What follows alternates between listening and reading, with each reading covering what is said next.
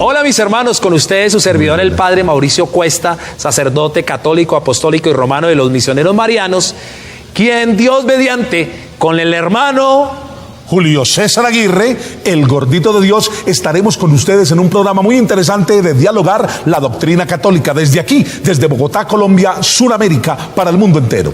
Para que ustedes nos conozcan un poquito, yo soy el fundador de los misioneros marianos. Es una comunidad religiosa, es decir, hacemos votos de pobreza, castidad, obediencia y fidelidad.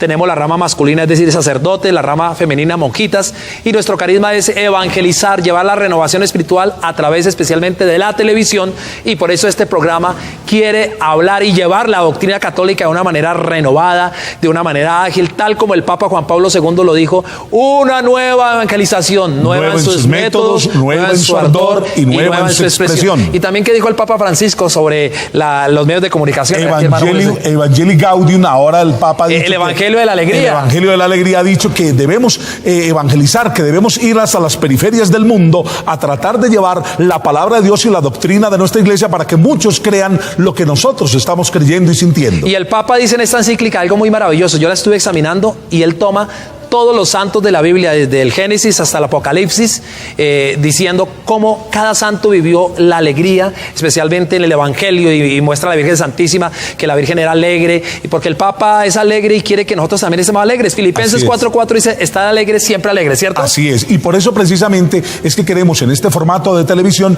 presentar la doctrina católica de una manera ágil, rápida, y sobre todo con las preguntas que tiene normalmente la gente en la calle, que a veces no se les puede responder de manera directa. Esto queremos hacer ahora, queremos hacer el intento de responder las preguntas desde la perspectiva católica de lo que creemos y de lo que sentimos los fieles de la Iglesia Católica, Apostólica y Romana. El hermano Julio César tiene el don de ser imitador de muchos personajes, de ser humorista, de ser predicador, cantante, de todo. Por eso aquí tiene metido en el estómago él todos los personajes, esto lo tiene ahí. Entonces, él va a ser un personaje que se va a llamar Bonfraud.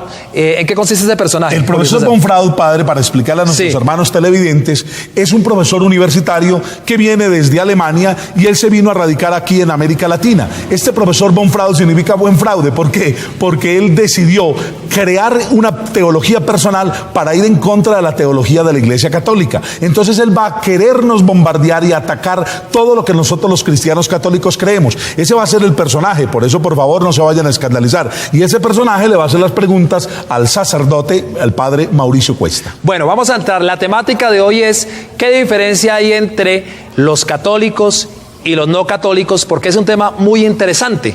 Entonces, miren, a ver, partamos de lo siguiente. La Iglesia Católica o el cristianismo, que es lo mismo, éramos uno solo prácticamente hasta el siglo XI, sí. Porque en el siglo XI hubo el primer cisma, se llamó cisma entre la Iglesia de Oriente, ¿cierto? Y la Iglesia de Occidente. Entonces, ahí no hubo división doctrinal, sino división de disciplinas, cuestiones de disciplina, sí. Y más de política y de disciplina, ¿sí? Sí, efectivamente. Luego, sí, tristemente, en el siglo XVI, con un ex sacerdote llamado Martín Lutero, de la orden de los agustinos, él sí definitivamente se rebeló y él mismo se dijo protesto, se llamó protestante, de ahí el protestantismo. Él sacó 95 tesis en contra de lo que la Iglesia Católica creía, porque pensaba que era mejor de renovar la Iglesia de una manera con rebeldía y no con el respeto que debía tenerse. Ahora, el catecismo de la Iglesia Católica aclara que no sin la culpa de ambas partes. Puede ser que haya habido culpa incluso de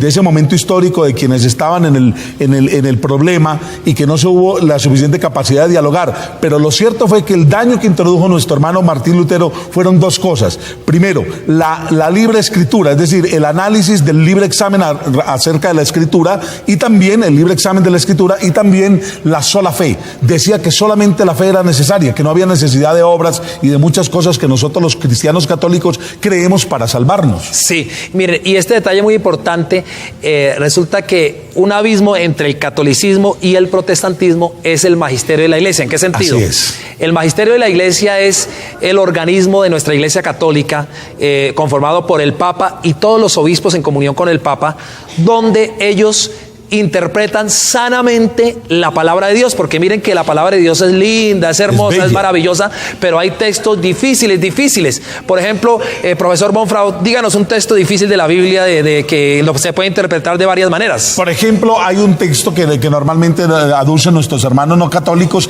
y diría el profesor Bonfraud, ¿por qué los católicos tienen tantas imágenes? Sabiendo que no es necesaria la imagen para creer en algo o en alguien. Yo no necesito una imagen para creer que mi mamá es mi mamá. ¿Y qué texto bíblico sacan, profesor? Por ejemplo, Bonfraud? Éxodo 24 dice, ¿Qué dice? no te harás imagen de nada de lo que hay arriba en el cielo, en la tierra o en el abismo. Y están prohibidas las imágenes. En el Salmo 115 dice que el que anda detrás de las imágenes es un tonto, es una persona vacía, que no tiene sentido en la vida. Y el profesor Bonfraud, el Salmo 105. ¿Qué dice? Es decir, ¿por qué están todos llenos de imágenes si eso lo aborrezco yo, esa abominación? Y hecho por manos de hombres. ¿Sí? Y hecho por manos de hombres. Y ídolos que ni ven, ni oyen, ni huelen, ni entienden. Bueno, profesor Bonfraud, vamos con calma porque seguramente muchos de los televidentes tienen esta inquietud que también han escuchado de sus familiares y amigos que no son católicos y le dicen lo mismo, lo bombardean, dicen, no, que la Biblia dice en Éxodo 20, capítulo 4, no te harás imágenes de lo que hay en el cielo, ni de lo que hay en la tierra, ni lo que hay en el mar, ni lo que hay en lo profundo de la tierra, en el abismo. Entonces, si uno toma ese texto así solito, sí, claro, uno dice, ay, no, entonces claro, las imágenes son pecados, ¿cierto? Sí. Y no, pero resulta que hay que tomar todo el contexto. Exacto. Porque sacar un texto de un contexto es un pretexto. Efectivamente, sacar un texto fuera del contexto es un pretexto. Por eso vamos a encontrar, padre, que en Éxodo 25, versículos 17 y 18, para responderle al profesor Bonfraud, Dios le ordena a Moisés que haga 2 ángeles al lado y lado del propiciatorio del arca de la alianza. Y el arca de la alianza era el arca de la presencia de Dios en medio del pueblo de Israel. O sea, quiere decir que en Éxodo capítulo 20, versículo 4 dice, no te hagas imágenes. Ajá. Y en el versículo... En el capítulo 25, 5 capítulos más adelante. Dice que se haga imágenes. Dice que se haga imágenes. Entonces, ¿qué diría el profesor Bonfraud ante eso? Entonces, al fin, que sí son permitidas o no son permitidas las imágenes.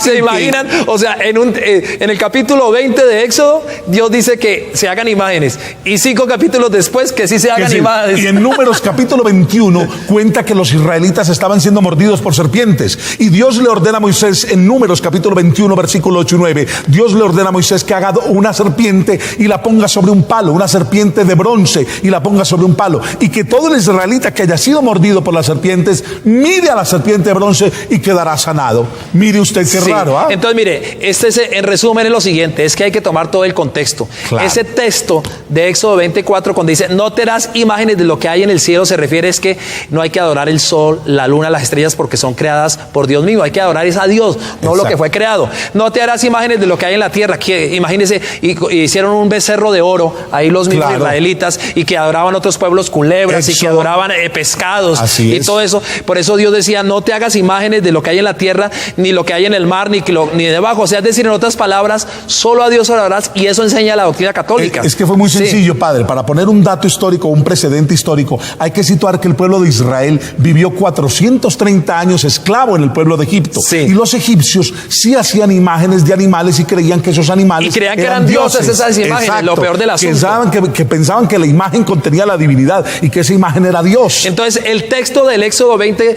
versículo 4, está diciéndonos, en otras palabras, es lo que la Iglesia Católica enseña, el primer mandamiento: solo a Dios adorarás, solo a Él le dará la gloria, no tendrás más dioses porque no existen más dioses, solamente hay uno, creador del cielo y de la tierra. Pero preguntarán. Pero entonces le viene la pregunta, ¿y la imagen entonces es tener pecado? No, porque una fotografía es una imagen y todos tenemos fotografías, cualquier persona común y corriente en cualquier parte del mundo tiene fotografías. Padre, y si no se pudiera tener imágenes, habría que responderle al profesor Bonfraud y con él a todos los que le siguen que entonces no podríamos tener a Jesús, porque nuestro Señor Jesucristo dice en Colosenses 1:15, Colosenses en el Nuevo Testamento capítulo 1 versículo 15, dice que Jesucristo, nuestro Señor Jesucristo, es la imagen visible del Dios invisible, y como Él es la imagen y no se pueden tener imágenes, entonces no podríamos tener a Jesús. Bueno, para no salirnos del tema que es la diferencia entre la Iglesia Católica y los católicos, esto era un ejemplo nada más para decir que ese texto tiene que ser interpretado bajo el magisterio de la Iglesia Católica, es decir, lo que ha dicho el Papa y los obispos, y que está en el Catecismo Universal de la Iglesia Católica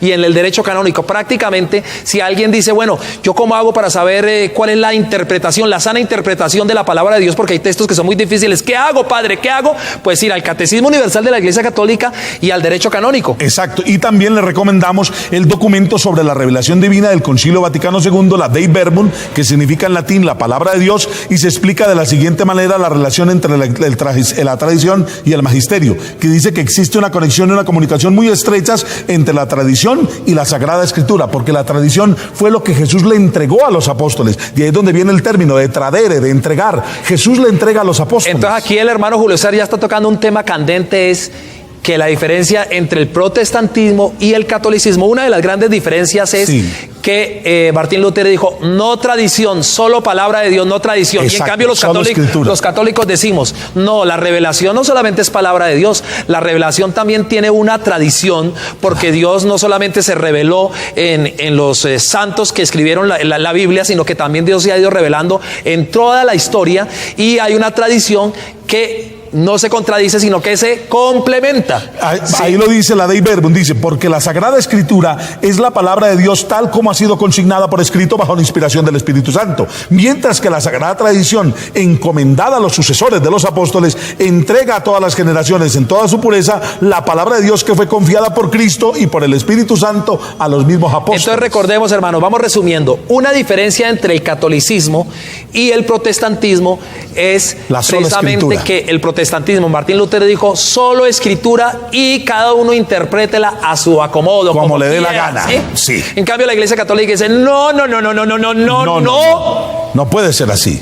Tiene que haber una interpretación de esa palabra de Dios bajo el magisterio de la Iglesia, es decir, el Papa y los obispos, y también tiene que regirse bajo una tradición, porque Dios se va revelando en toda la historia de la humanidad. Entonces, mi hermano, recordemos entonces, catolicismo tiene tradición y tiene palabra de Dios bajo el magisterio de la Iglesia, ¿sí? En cambio, el protestantismo dice solo Biblia, interpretación libre, cada uno interprete como quiera. Bueno, si llevamos una diferencia entre el catolicismo y no el catolicismo, otra diferencia, ¿sí? La fe. Ellos dicen que solamente la fe es necesaria para salvarse. Que usted que las obras no importan. Las obras no importan, o sea, que no importa hacer obras de caridad, no importa hacer obras del amor, no importa ayudar al hermano, que ¿de qué sirve construir 30 escuelitas si yo no tengo fe en el corazón? Que eso no sirve de nada, que solo la fe es la que me salva, porque por la fe es que hemos sido salvados, dice Efesios 2:8, que por la fe hemos sido justificados. Pero ellos no se dan cuenta que dice también más adelante en Santiago 2:17 al 24, que la fe sin obras está realmente muerta. Incluso el apóstol Santiago pregunta, dice, muéstreme usted su fe sin obras, que yo por mis obras le muestro mi fe. Entonces la Iglesia Católica dice, nosotros fe y obras, y obras tienen que estar unidos, o sea, no obras solo porque eso sería sería socialismo, sería hacer cosas muy bonitas por los demás. Muy bonitas, pero se necesita Dios, o sea, es decir, fe y obras siempre tienen que estar juntos. Haga de cuenta como el ser humano que tiene dos pies, sin un pie queda moncho, queda cojo, ¿sí?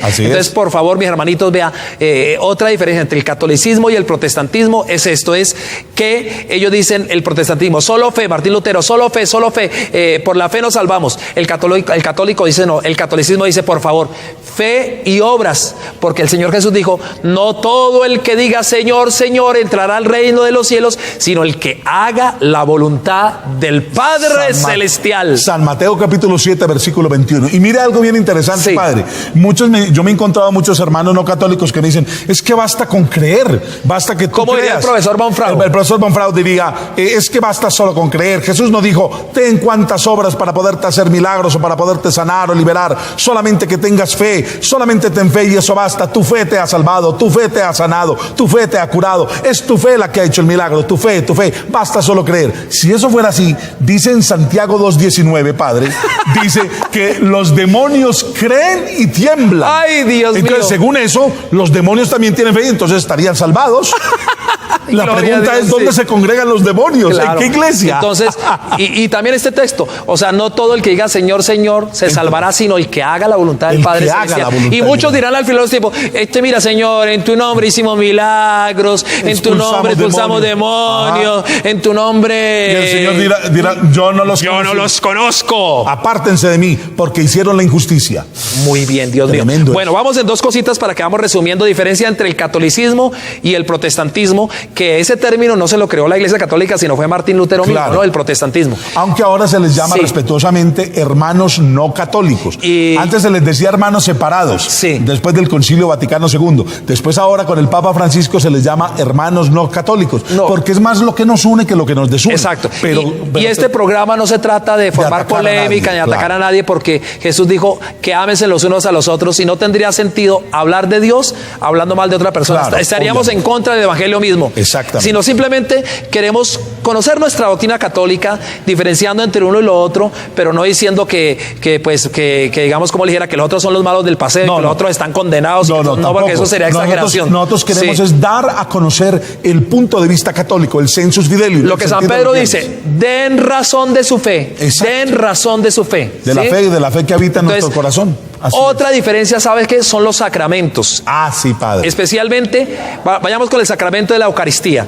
El católico dice: cada vez que un sacerdote celebra la Santa Misa, el pan y el vino se transforman en el cuerpo, la sangre, el alma y la divinidad de Jesús. Ese es un dogma, el dogma de la Eucaristía. Así es. En cambio, ¿qué dice el profesor Bonfrau? El profesor Bonfrau dice: no está eso en ninguna parte de la Biblia, que un sacerdote ponga las manos sobre el pan y el pan se convierta en el cuerpo y la sangre de Cristo. ¿En dónde está eso? ¿Dónde dice que el cuerpo de Cristo es ese pedazo de pan, o que el vino es la sangre? ¿Dónde está eso en la Biblia? Sí, pues hermanitos, si nos vamos a la Biblia, nada más y nada menos que en la última cena es lo más radical. Hasta lo celebramos en Semana Santa. Nuestro Señor dice que se reunió con sus apóstoles. Así es. Y les dijo, él tenía pan. Claro. Y dijo: tomen, que esto es mi cuerpo. Él no dijo: mira, esto se va a parecer a mi cuerpo, esto va a ser signo de mi cuerpo. Dijo, teniendo pan en sus manos, así dice el texto bíblico: esto es mi cuerpo. Está en el Evangelio de San Mateo, San Marcos y San Lucas, ¿sí? Y también en San Juan.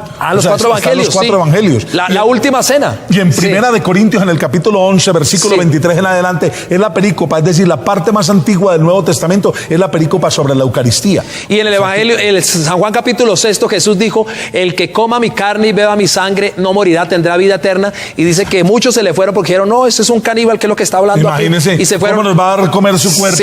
Y se fueron. San Juan 6:66. Y Jesús, nuestro Señor Jesucristo, se le devuelve y mira a los apóstoles. Y ustedes también se quieren ir. Si nuestro Señor Jesús hubiese dicho por error: no, es que eso se parece a mi cuerpo, es que me malinterpretaron, discúlpeme, yo no quería decir que ese pedazo de pan era mi cuerpo. No, pues no le hubiera dicho a los apóstoles: ustedes también se quieren ir. Claro. Vayan, aprovechen. ¿Y cuántos están yendo? Y es cuando San Pedro dice: Señor, ¿a quién iremos si solo tú tienes palabra de vida eterna? El primer papa de nuestra iglesia. Entonces, miren, la Iglesia Católica creemos que la Eucaristía es un sacramento donde se hace presente el cuerpo, la sangre, el alma y la divinidad de Jesús.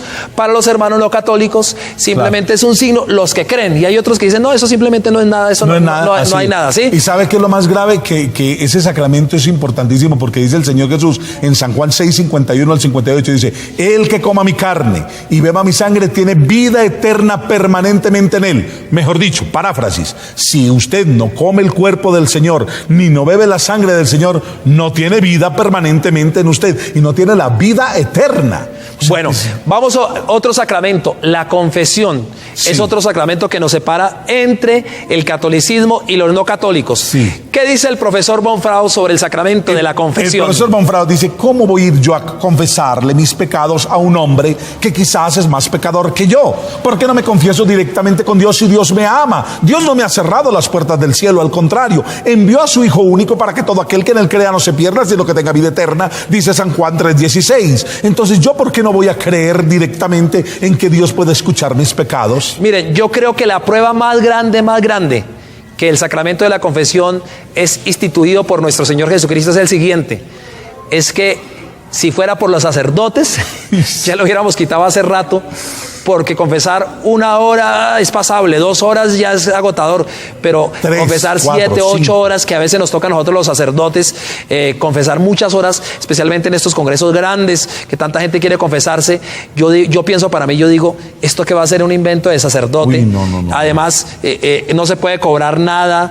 Es gratis totalmente, es sacrificado, es aburrido, porque escuchar los mismos pecados, que todo gira sobre los mandamientos de Dios, y en definitiva van a ser los mismos de siempre. O sea, es decir, realmente se torna cansón. O sea, no puede ser invento ni de un papa, ni de un santo, ni un obispo, ni nada. Es invento directamente de nuestro Señor Jesucristo, porque una cosa sí es cierta: todos los que nos hemos confesado, porque yo también me confieso, Sí. uno siente La paz una paz en el corazón. Pero, hermano, ¿usted qué siente cuando se confiesa, hermano Es Julio como César? si me hubiese sacado 3 barrigas de estas mismas, Uy. pero del corazón. Del corazón. ¿Se Es imagina, tremendo, gloria a como Dios? 3 panzas que hubiera botado. Dios mío. Tremendo. Un día una señora me decía, padre, yo sentí que me quitaron 20 bultos de piedras que llevaba en la sí, espalda. es que es terrible. Y es que yo les digo, miren, cuando la gente viene a confesarse, me imagino, pues conmigo, con otros sacerdotes pasará lo mismo, ¿cierto?